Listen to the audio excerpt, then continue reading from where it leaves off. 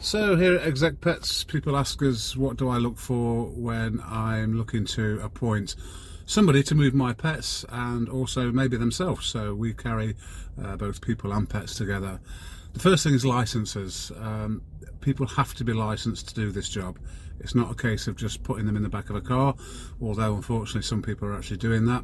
And just be careful, you need to be checking people's licenses, their website, and a few other things which I'm going to go through. So licenses, DEFRA 1 and 2. DEFRA 1 will allow an operator to operate up to 12 hours with your pet in the car, and a DEFRA 2 license will allow them to operate over 12 hours, meaning they've got more experience.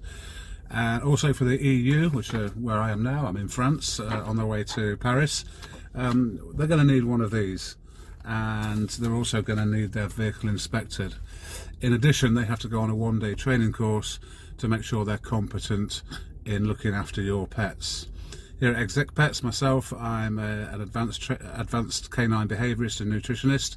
I've been working with pets for over 30 years really, so we really do look after your pets.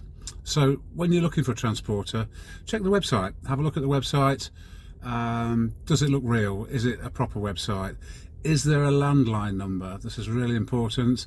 A landline number really shows that they are affiliated to an address, whereas a mobile number, I don't know. I mean, I'm not saying that it's not correct, but certainly I get a lot more confidence with a landline number. And what's really important is feedback. So look at the feedback that any company's got. So with us we have Trustpilot and we have Google. If you look at the feedback on there, you'll see that it's not just one from 3 months ago. It's not just one that happened to be there. It's not a copy and paste type of feedback. It's genuine feedback. And don't be frightened to ask them, can I phone somebody that you dealt with, that you transported, to ask about you? We would be happy to give that. No problem whatsoever. So also, what's really important is to make sure that the vehicle that they're using is fit for purpose. Whenever we start a job, we always fill one of these in, which is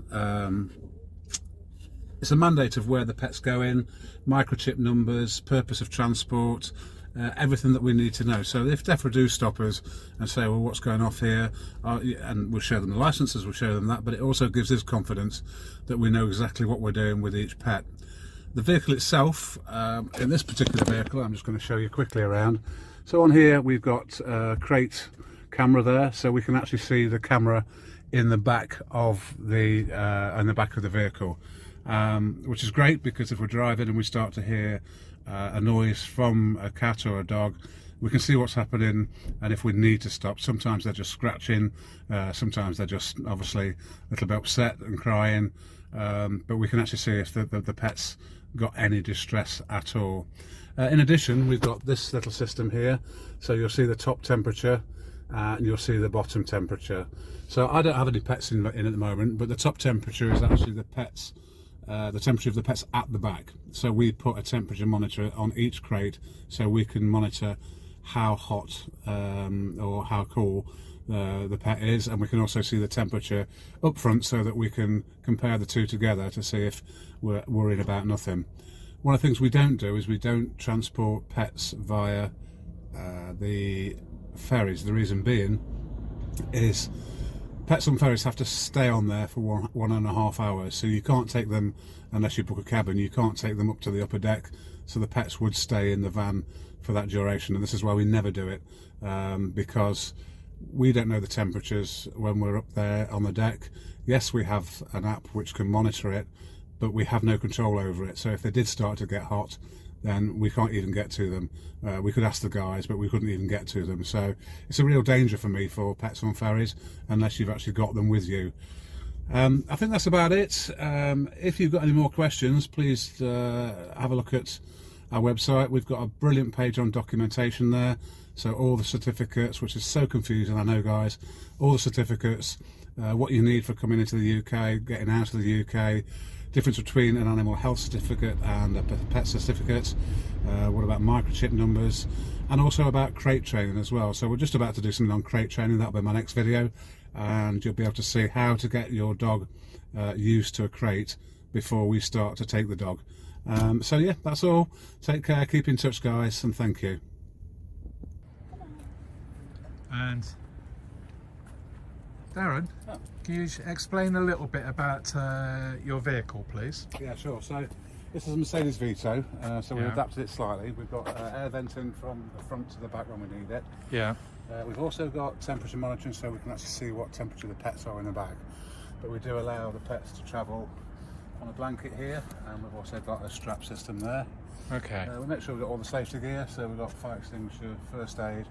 We've got the jackets that we require in the European Union for emergencies. Yeah, that's really about it. And for those owners that are coming with baggage, just to give an example of how much baggage we have brought for Ellie. Okay, so I just need to explain that the crate has actually been put in because Ellie's separate. So we wouldn't normally package, we wouldn't normally put baggage around the crate because we need air to get to the crate. Because she's not travelling in it, we managed to put that much in there. So that really would have all fit in that side there. The crate would have been this way around. And put venting into the crate for the pets. But you can probably get about, I would imagine, for one large crate, probably about, I think you've got about 6 suitcases, haven't you, something like that? But obviously if it's cats, obviously you get a lot more room. You get a lot more room. We're actually licensed to carry 5 pets. But sometimes if it's 4 dogs of this size, it's going to be. Can't. So normally one of this size and 2 cats is okay. Cats again can go on the middle seat. We strap them in as well. So yeah. Okay, great. Okay, and now we've only got, how long we got left? 5 minutes till we get on the train and into the UK.